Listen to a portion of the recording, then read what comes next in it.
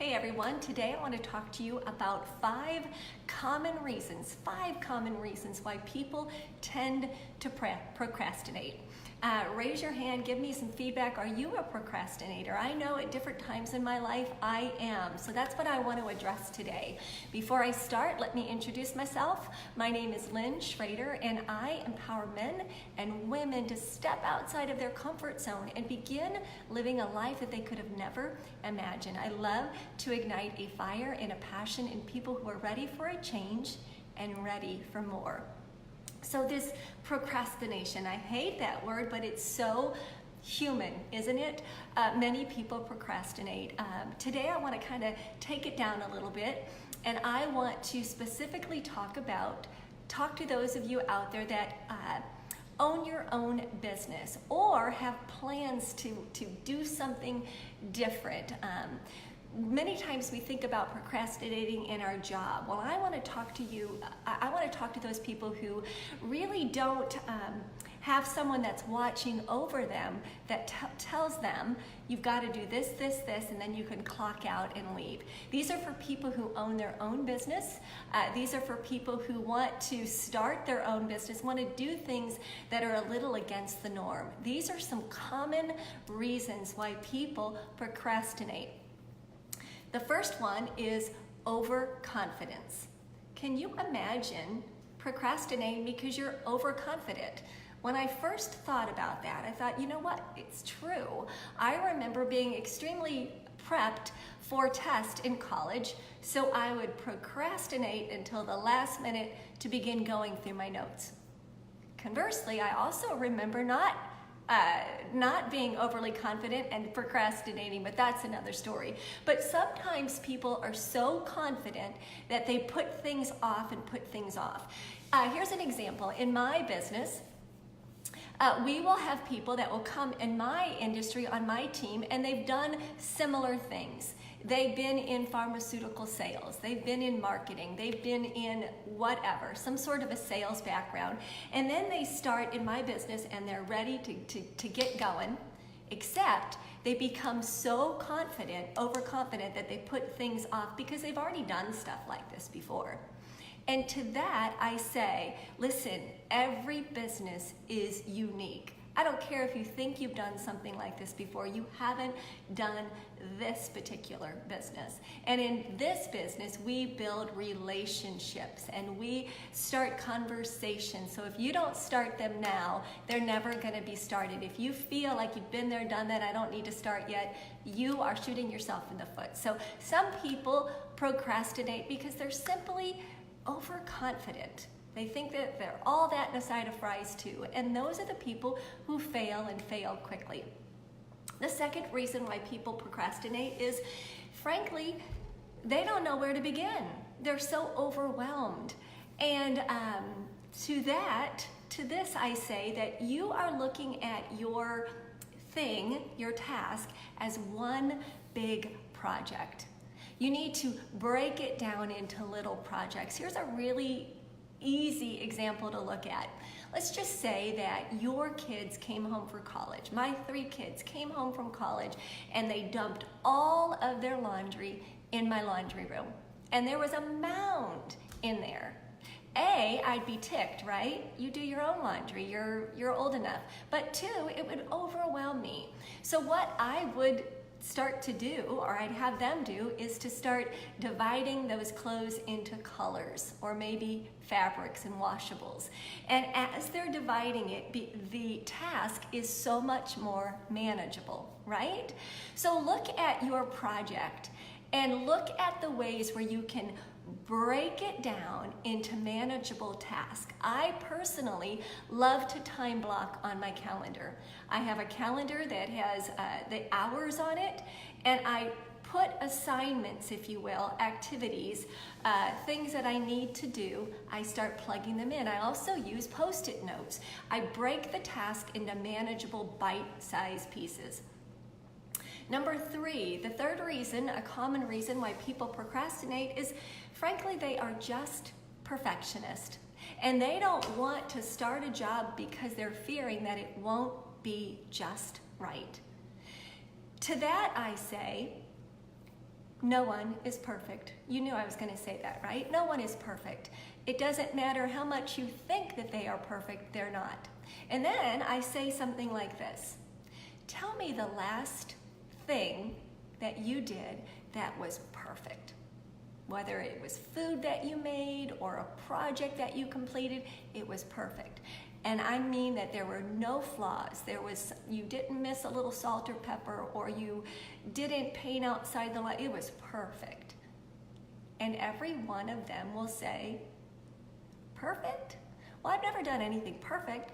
And I will say, see, you are not perfect. No one is, and you will never do everything perfect. So you need to get started. Stop procrastinating and get started.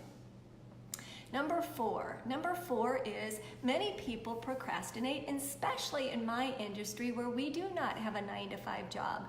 We have no boss that is over our shoulder or in the next room or giving us assignments that we have to do this, and then we can leave for the day.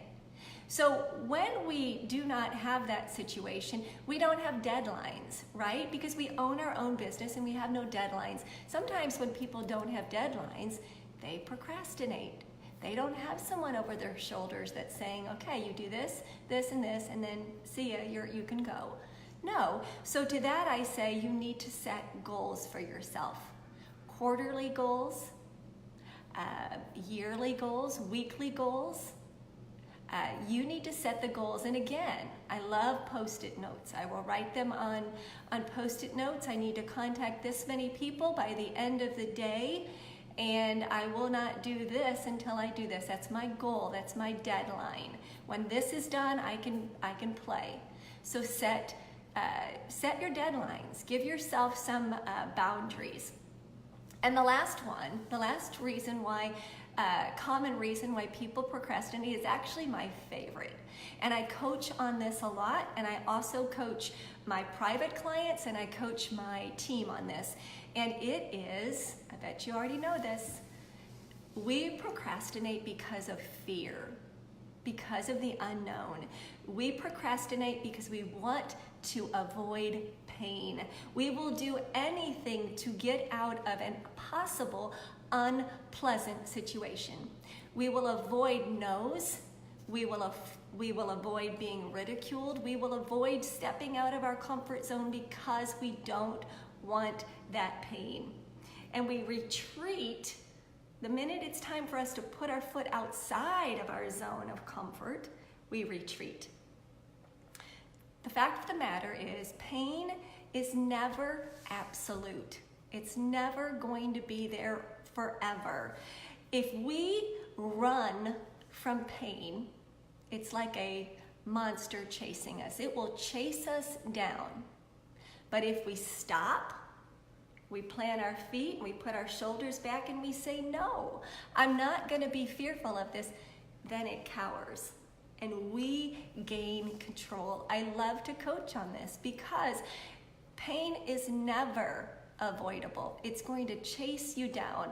I heard something recently, and I can't remember what the man's name was, but he said, it's like a tree. Soon as you see the tree, what is always going to be there when the sun comes up? A shadow. The shadow is resistance. It's the fear, it's the pain, it's the no's, it's the fear of rejection.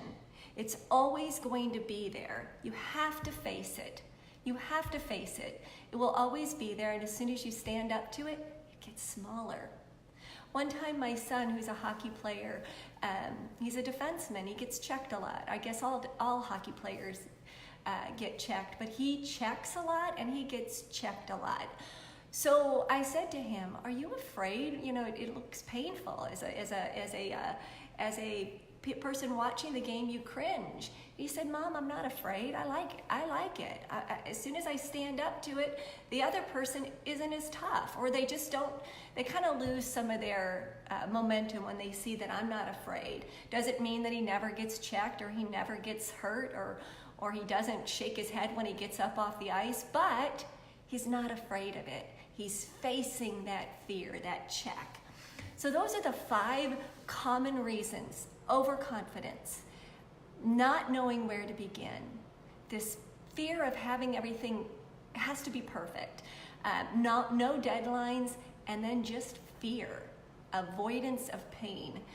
Your homework, your assignment is to look at something that you are putting off.